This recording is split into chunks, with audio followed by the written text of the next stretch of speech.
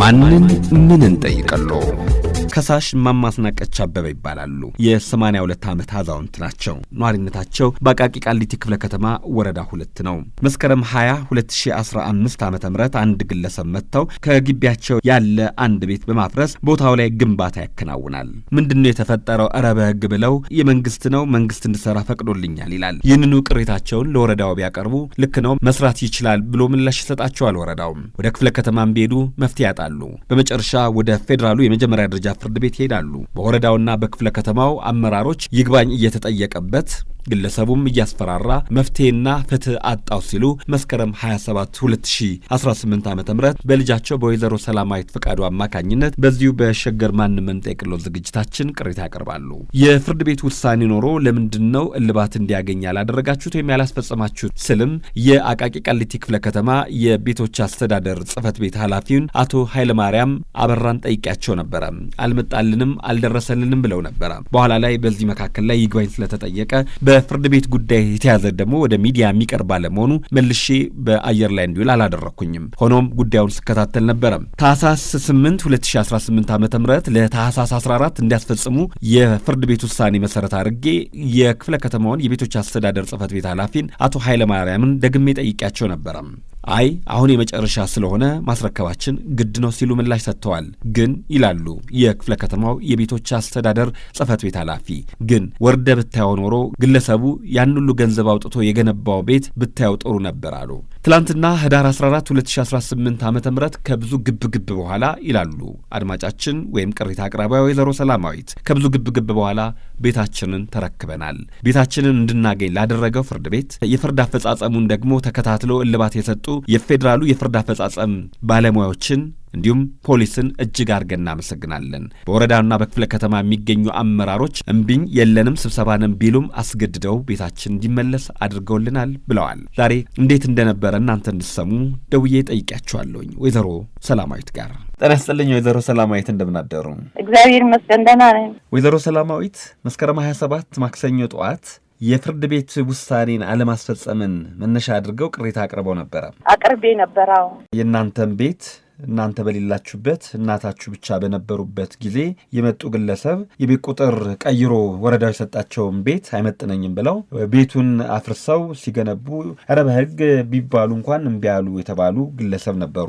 እሳቸውን በተመለከተ እንግዲህ ቅሬታውን ካቀረቡ በኋላ ጉዳዩ በፍርድ ቤትም የተያዘ ስለነበረ አየር ላይም ሳይውል እኔም ጉዳዩን እከታተል ነበር፣ እርሶም ይነግሩኝ ነበረ። በመጨረሻ ባለፈው ታህሳስ 8 ስደውልሎ ደግሞ በ14 አፈጻጸሙ እንዳለ ነግረውኝ ነበረ። ትላንትና እንግዲህ መፈጸሙን ሰምቻለሁ። እንዴት እንደነበረ ልጠይቆ ነው የደወልኩሎ። አዎ ትላንት ነበረ እንግዲህ አፈጻጸሙ ከፌደራል ፖሊስም ከአዲስ አበባ ፖሊስም ከፌደራል ፍርድ ቤቶች ፍርድ አፈጻጸምም ግለሰቡን በተገኘበት ከክፍለ ከተማም ከወረዳ ስራ አስፈጻሚ ነበረ ትዕዛዙ የተሰጠው እና ከትላንት ወዲያ ይሄንን በሙሉ ነግረናቸው እንዲገኙ በቦታው ተስማምተን ነበረ እና ከፍርድ አፈጻጸም ባለሙያና ከፌደራል ፖሊስ አምጥተን ነበረ።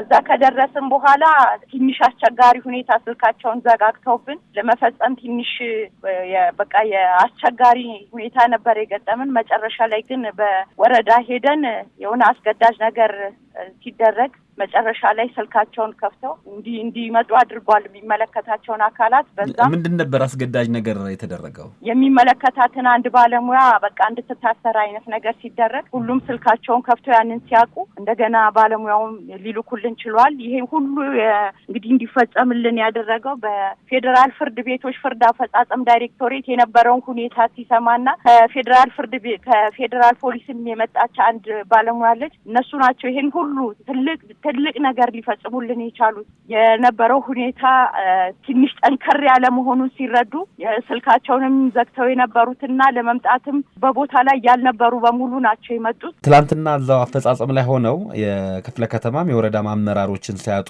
የክፍለ ከተማውን የቤቶች ልማት ጽህፈት ቤት ኃላፊው የአቶ ኃይለ ማርያም አበራን ስልክ ልኬሎት ነበረ። አዎ እሳቸውስ አልተገኙም? ስንደውልም አይነሳም። ደጋግመን እኔም ደወልኩኝ፣ ወንድሜም ደወለ። ከዛ በኋላ በኋላ ግን በፍጹም ልናገኛቸው አልቻልንም። ይሄ የልጅቷን እንትን ማድረግ መያዝ ሲሰሙ ነው መጨረሻ ላይ ሁሉም ተረባረቡ። ግቢ ውስጥ ሁሉም ተሯሩጠው መጡ። መጨረሻ እንግዲህ ርክክቡ ሊፈጸም ቻለ። ፍርድ ቤት ወሰነ ነው። ማንም ከህግ በላይ መሆን አይችልምና ማስፈጸም ግድ መሆኑ ይታወቃል። ነገር ግን የተለያዩ ምክንያቶች እየፈጠሩ ላለመፈጸም የሚያደርጓቸው ጥረቶች ፍርድ ካገኘ እንግዲህ ሰኔ 18 2016 ነው የመጨረሻ ውሳኔ የተሰጠው። አሁን መጨረሻ ላይ በስንት ትግል ርክክብ ለመፈጸም ተችሏል ማለት ነው። ትላንትናም ቢሆን አንዳንድ የወረዳና የክፍለ ከተማ አመራሮች ለምን አትከፍሉም አሏችሁ ሲባል ሰማሁ። አዎ ያ የሆነ ነው እንግዲህ አንድ ባለሙያ ነው። ለምን ብዙ ወጪ አውጥቶበታል፣ ለምን አንዳንድ ነገር አትቻቻሉም አይነት ነገር ነው ያወጡት። እንትን ሀሳብ ነገር ነው፣ በሀሳብ ደረጃ ነው ነገር ነው። እንደውም ወንድሜ 3 ጊዜ ነው ይሄንን ሀሳብ ሰሞኑን የምታቀርብልኝ ሰምቻለሁ የሚል ነው። ባለሙያው ምንድን ነው ኃላፊነታቸው? የህግ ባለሙያ በዛ በቤቶች ስር ያለ ነው። የወረዳ ነው ክፍለ ከተማ ስማቸው አሸናፊ ይባላል የተባሉት ናቸው። አዎ እና ያው ምንም ይሁን ምን መጨረሻ ላይ ግለሰቡ መውጣቱ ግድ ሲሆንበት 2 ቀን ስጡን አለ። 2 ቀን የምንሰጥህ እኛ ለማስፈጸም እንጂ የመጣ ነው። የፍርድ ቤትን ውሳኔ በዚህ ቀን ይሁን በዛ ቀን ማለት አንችልም። ቃል ማውጣት ከፈለክ ካውጣ፣ ካልሆነ ግን ተገዶ ሊወጣ ነው ሲሉት ነው። ከፌዴራል የፍርድ አፈጻጸም የመጡት አስፈጻሚው ባለሙያ ይህን ሳላስፈጽም አልሄድም፣ ሁኔታውን እስከ መጨረሻ ተስፋ ሳይቆርጡ በቁርጠኝነት እንደሰሩ ሰምቻለሁ። አዎ። ማነው ስማቸው ባለሙያው? አክሊሉ ይባላል።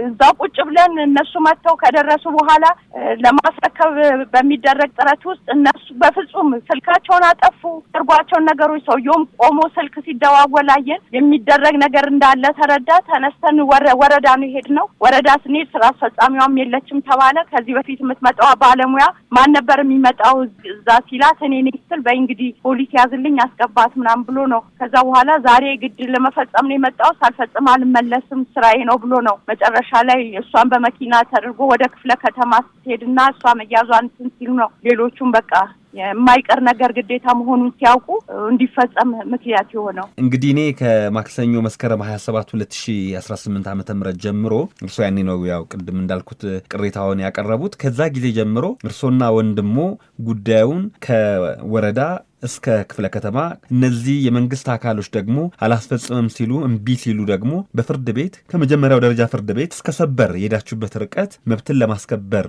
ያደረጋችሁትን ጥረት ማድነቅ እፈልጋለሁኝ። ይሄ ለሌሎች ምሳሌ የሚሆን ነው። ወይዘሮ ሰላማዊት በዚህ አጋጣሚ ይህንንም አድናቆቴን ለእርሶና ለወንድሞ መግለጽ እፈልጋለሁ። እሺ እኔም ሸገርን በዚህ ደረጃ ተከታትሎ እስካፈጻጸሙ ምን ደረሰ ብሎ ክትትል በማድረጉ እኔ በህዝብ ፊት በጣም ነው የማመሰግነው። እጅግ በጣም ክብራለኝ። በጣም አመሰግናለሁ። እናቱ አሁን አጠገቡ አሉ? አዎ። ላገኛቸው አይደል? አዎ። ሄሎ። አቤት ደስ ብሎኛል እኔ ጌታ። እሰይ እማማ አስናቀች እንደምን አደሩ? እግዚአብሔር ይመስገን። አሜን። በመጨረሻ ከ4 ዓመት በኋላ ቤቶን አገኘው። አገኘው ዛሬ እንቅልፍ ተኝቼ ያደርኩኝ 3 ዓመት 4ኛ ዓመቴን ይዤ ተጨንቄ ግዴን ሁሉ ረስቼው ጭራሹንም ሌላ ሁኜ እድሜ ለእናንተ አገኘው ተደስቼ ተኝቼ ያደርኩኝ። ግን ቦታ ያዚኔ ጎረቤቴ ልጅ ወልዶ እሷ እደጅ ቡና ምናምን እናፍላና እናውጣት ብዬ ተነስቼ ደጅ ከሰልፍ ሲያያይዝ ማአት ወታደር ይዞ መሳሪያ ይዞ እንዶ ተንጋግቶ ግቢ ውስጥ ገባ። በኋላ እኔ እዛ አለ አንድ የተወረሰ ቤት እዛ ነው እንደ ብዬ ተነስቼ ሳይ በጓሮ በኩል ዞሮ በቃ እንደው እንትን የገጀራ ይዞ ጨፈጭፈዋል ግቢውን። በኋላ ሄጄ ምንድነው እሱ በህግ አምላክ ስለው እኔ ተፈቅዶልኝ ነው ይሄ ወረቀት አለኝ ተፈቅዶልኝ ነው ይላል ይሳደባል። በኋላ ኧረ በህግ አምላክ ብሎ ምንም ወዳው ስልክ ደወልኩና ልጆቼን ጠርቼ ከልጆቼ ጋር እዚሁ ግቢ ውስጥ ሆነን ልጄም እንደው በቃ ይጮሃል ልጆቼ ሁሉ ጮኻሉ። በፍጹም አላናግረን ብሎ ጭራሽ በስድብ አላናግረን ብሎ ግቢውን እየጨፈጨፈ በቃ ምንም ነገር ማድረግ አልቻልንም። ከአቅማችን በላይ ዝም ብለን ቁጭ ብለን ማየት እንትናል። ከዛች ሰላማዊትም ስትመጣ መንገድ ላይ ተዘጋግቶባት በኋላ መጨረሻ መጣች። እሷም ብትል ምን ብትል በጭራሽ እኛ አላናግረን ነው እንደው በቃ ምንም ነገር ዝም አል። እነሱንም ወረዳ ወሰዳቸው። ጭራሽ እነሱ ወደ ወረዳ እንትን ብለው እኔም በቃ እያለቀስኩኝ ቤቴ ቀረሁኝ። ከዛ ወዲያ ምን እንግዲህ ሌሊትና ቀን ዝም ብሎ ጨፈጭፈዋል። ግቢውን ይሰራል ብንለው ፍርድ ቤት ሄድን። ፍርድ ቤትም ከሰስን። መጀመሪያ ላይ ያሳገዱ፣ ከዛ እንደገና ግዱን ወዳ ወዲህ ብሎ አስነሳ። በቃ ተው ብንለው ምን ብንለው ብንለው ምን ብንለው ጭራሽ እምቢ አለ። ይኸው እስከዚህ በሴንን እየሰራ እንደዚህ ትናለኝ። ትላንትና መጨረሻ ላይ ትንሽ ጊዜ ስጡኝ አለ። ቆሞ ተናገረ። ያው ከፍርድ ቤት የመጡ ሰዎች ታሪኩን በሙሉ አነበቡ፣ እንዳላነበቡ መጨረሻ ላይ በቃ አልሆንለት ስል እቃውን ማውጣት ጀመረ። ዛሬ ጭራሽንም አንሄድም ይሄ እቃ በሙሉ ካልወጣ ብለው እዚቹ ጠዋት የመጡ እስከ 10 ሰዓት ድረስ እዚቹ በቃ ስላሉ ፖሊሱም ፍርድ ቤቱም ወረዳውም ክፍለ ከተማውም በቃ በሙሉ እንዳሉ በቃ እዚቹ ውለው እንደውም እነሱ ናቸው እቃው ተጭኗል አልክ ብሎ ስንት መኪና ሙሉ ተረባርበው እነሱ ከላይ ላይ ያወጡልኝ። ስለዚህ ትላንትና በፍርድ ቤት ውሳኔ መሰረት ቤቱን ግለሰቡ ማስረክበዋል፣ እርሶም ቤቱን ተረክበዋል። እድሜ ለእናንተ። እኔ እስከ ዛሬ ድረስ እንደውም እያለቀስኩኝ እንደውም በመንግስት ሁሉ ቅሬታ ነበረኝ። እንደ መንግስት የለም እንደ ምን ነው ሄደንም ባይና አይልኝም ምን ነው ባይንም አይልኝ ብዬ እያለቀስኩ ነበረ። ትላንትና መንግስትም ለካ መኖሩን ትላንትና አወቅኩኝ። ትላንትና እና እንዳንተን ሁሉ እግዚአብሔር ምስጋና ይግባው። መቼም እግዚአብሔር ብድሩን እሱ ይክፈላችሁ። አሜን። ሸገር አንተን ብድሩን እግዚአብሔር እሱ ይክፈላችሁ። እኔ እንግዲህ አቅም የለኝም ምን አደርጋለሁ። ምንም አያደርጉም። ልጆቹ ናቸው ተሯሩጠው ህግና ስርዓት እንዲከበር ፍትህ እንዲያገኙ ያደረጉት የእርሶ ልጆች ናቸው። በጣም በጣም ሁለቱ ልጆች የሰላማዊትና የእሷ ተከታይ አለ። እኔ ፍርድ ቤቱ የት እንዳለም እኔ እስከ ዛሬ ከቤት ወጥቼ አላውቅም። እነሱ ታገሉልኝ። ወልዶ መሳም ዘርቶ መቃም እንዲህ አይደለም ማማ?